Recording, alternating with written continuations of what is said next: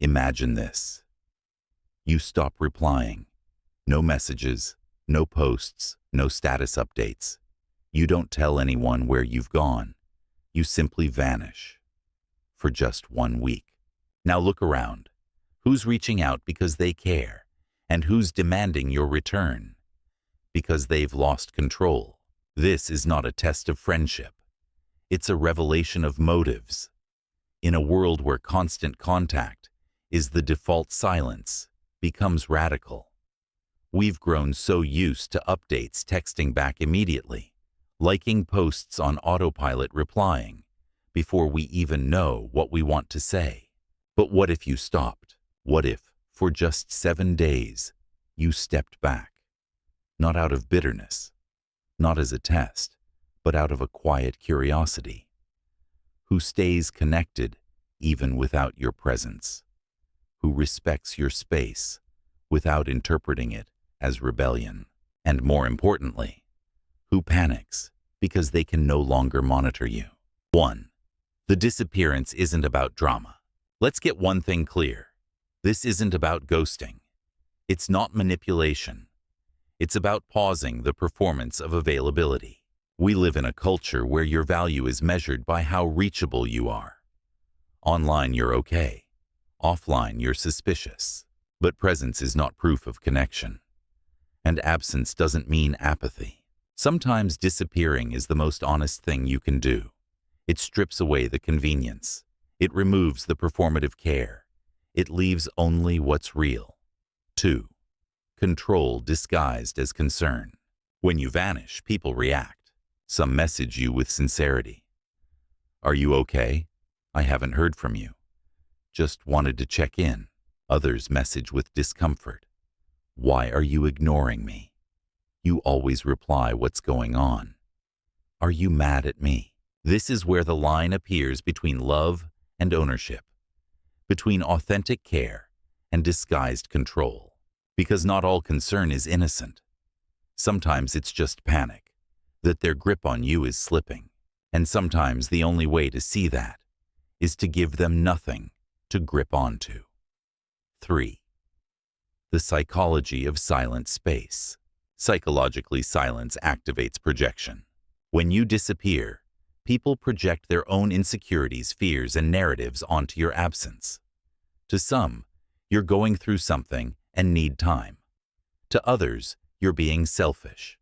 To the controlling ones, you're a threat because they can't monitor or mold your behavior.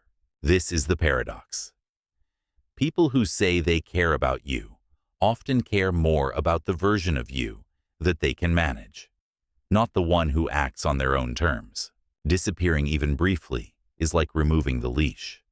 Some feel liberated, others abandoned, but only the secure ones will wait with patience instead of panic. 4. Emotional maturity versus emotional dependency. Here's the truth. No one wants to admit. Not all love is healthy. Not all attention is kindness. There's a massive difference between emotional maturity and emotional dependency. A mature person understands, you might need space, and I trust you'll return when you're ready. A dependent person thinks, if you're gone, I must have done something wrong. Or worse, you don't get to disappear on me. See the difference. One respects your autonomy. The other fears your freedom. And that fear is often masked as love. But it's really about power. 5. How disappearance exposes power dynamics. Think about your closest relationships. Friends, partners, even family. What would happen if you went silent for a week? Would they respect it or resent it? Healthy bonds are based on freedom, not surveillance. They trust your silence just as they trust your words. They don't need to hear from you to know you still care. But unhealthy bonds rely on constant confirmation. They need proof. They need control. They need you visible so they feel safe. When you disappear, these invisible contracts are broken. The people who expected your obedience, your attention on demand, suddenly have to face a version of you they can't manage. That's when the truth comes out. 6. The guilt trap and reclamation of autonomy. One of the first reactions when you return after disappearing is guilt. Why didn't you tell me? You worried me. You made me feel abandoned. These statements sound reasonable, but listen closely. Do they express concern for your well-being or disappointment that you didn't fulfill their emotional needs?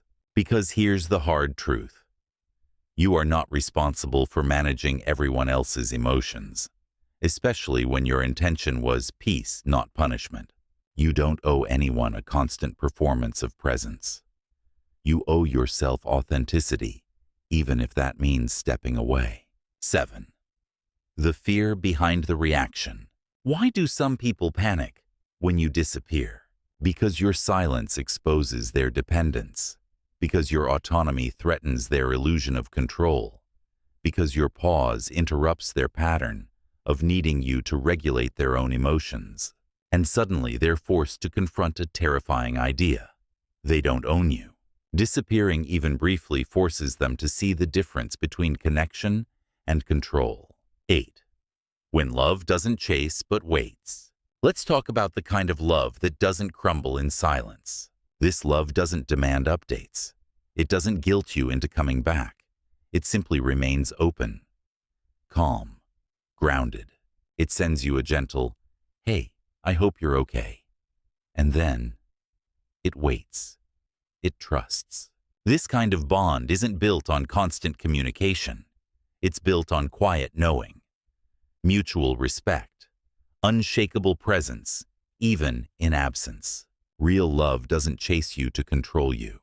It stays still enough for you to return freely. 9. How to test the strength of your relationships. You want to know who truly respects you. Disengage, briefly, quietly, respectfully. Don't announce it. Don't explain yourself to everyone. Just pull back. Then watch. Who notices your absence without needing an explanation? Who respects your pause instead of pressuring you? Who shows up gently and who explodes? It's not a test to punish others. It's a mirror to reveal the truth. Because when you stop performing presence, only the real ones remain. 10. Rebuilding boundaries without apology. After your return, you might feel the urge to explain everything. Don't. You don't have to justify your need for space.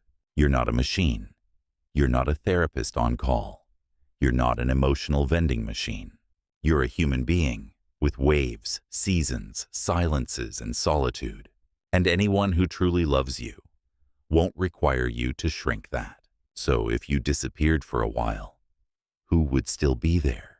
Not the ones who guilt trip you. Not the ones who panic because they can't track your every move. But the ones who remain steady, present, calm, respectful. Because real connection doesn't need surveillance. It doesn't require constant reassurance. It trusts your rhythm. It honors your mystery. It knows that love doesn't need control. If you disappeared today, who would wait without fear? Who would stay without needing to pull you back?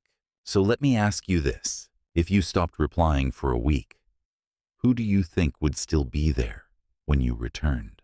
And more importantly, who are you still showing up for, even when they wouldn't give you that same grace? Let me know in the comments. Your silence just might reveal everything. If you'd like, I can also generate thumbnail image prompt, BGM suggestions, voiceover tone direction, or convert this into 3 shorter reels or a short series. Would you like any of those?